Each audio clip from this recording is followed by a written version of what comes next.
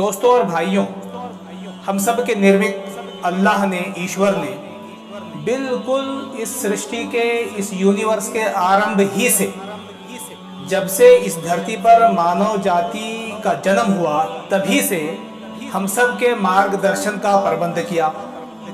ईशदूत भेजे, पैगंबर भेजे और उनके माध्यम से हमको बताया, समझाया कि हमारा कर्तव्य क्या है, हमारी जिम्मेदारियां क्या है, हमारे जीने का उद्देश्य क्या है, हमको इस दुनिया में क्यों भेजा गया है, क्या करना है, हम सब का निर्मित हमसे क्या चाहता है, उसकी उपासना और भक्ति कैसी करनी चाहिए, स्वर्ग क्या है, नर्क क्या है, इत्यादि इत्यादि। तो ये ईश दूतों की श्रृंखला शुरू और आरंभ ही से चली आ रही है। और जितने भी ईश दूत भेजे गए, पैगंबर भेजे गए, उन सब का एकमात्र उद्देश्य यही रहा कि एक ईश्वरीय जीवन व्यवस्था की स्थापना की जाए, एक ईश्वरीय समाज निर्माण किया जाए और उसके माध्यम से सभी समस्याओं का समाधान किया जाए और उस व्यवस्था के माध्यम से शांति और न्याय की स्थापना की जाए। उस ईश दूतों की जो श्रृंखला है उसकी अंतिम कड़ी है पैगंबर मोहम्मद सल्लल्लाहु अलैहि वसल्लम। पैगंबर मोहम्मद सल्लल्लाहु अलैहि वसल्लम को अंतिम दूत बनाकर, अंतिम पैगंबर और मार्गदर्शक बनाकर ईश्वर ने समस्त मानव जाति के लिए भेजा है। पैगंबर मोहम्मद सल्लल्लाहु अलैहि वसल्लम का जन्म मक्का में 22 अप्रैल 571 को हुआ।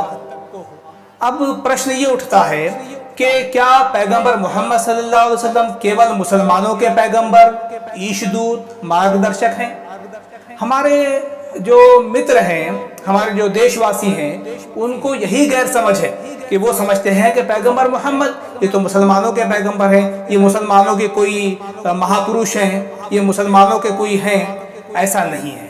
पैगंबर मोहम्मद सल्लल्लाहु अलैहि वसल्लम केवल मुसलमानों के प्रेषित, मार्गदर्शक या ईशदूत नहीं है, बल्कि हम सब के निर्मित, हम सब के ईश्वर, वो निर्मित जो समस्त मानव जाति का निर्मित है, उसने पैगंबर मोहम्मद सल्लल्लाहु अलैहि वसल्लम को केवल मुसलमानों के लिए नहीं बल्कि समस्त मानव जाति के लिए मार्गदर्शक बनाकर भेजा है, पैगंबर और ईशदूत बनाकर भेजा है।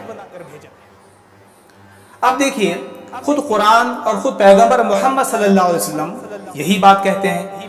कुरान का अध्याय आराफ आयत नंबर 158 में हम सब के ईश्वर ने कहा कि हे पैगंबर, आप कह दीजिए कि ऐ लोगों, मैं तुम सब की तरफ उस अल्लाह का भेजा हुआ हूँ जिसकी बादशाही तमाम आसमानों और जमीनों में है। मैं तमाम इंसानों के लिए भेजा गया हूँ, इस बात की घोषणा कीजिए। फिर अध्याय अंबिया में आयत नंबर 107 में कहा गया, ईश्वर ने घोषणा की कि हमने पैगंबर मोहम्मद सल्लल्लाहु अलैहि वसल्लम को तमाम जहानों के लिए रहमत, महाउपकारक, करुणा बनाकर भेजा है। फिर खुद पैगंबर मोहम्मद सल्लल्लाहु अलैहि वसल्लम अपने बारे में कहते हैं, बुखारी शरीफ की हदीस है कि मुझे काले और गोरे सभी मानव जाति के लिए पैगंबर, ईशदूत बनाकर भेजा गया है। मुझसे पहले जो नबी आते थे, पैगंबर आते थे, वो केवल किसी विशेष कौम के लिए आते थे, लेकिन मुझे समस्त मानव जाति के लिए मार्गदर्शक, ईशदूत बनाकर भेजा गया है। फिर एक जगह कुरान में अध्याय 7 में आयत नंबर 28 में कहा गया है कि हमने, ईश्वर कह रहा है कि हमने आपको, पैगंबर मोहम्मद को तमाम लोगों के लिए खुशखबरी सुनाने वाला और डराने वाला बनाकर भेजा है। यानी अच्छे कर्म करोगे तो स्वर्ग की खुशखबरी, बुरे कर्म करोगे तो नरक की अग्नि से डरावा।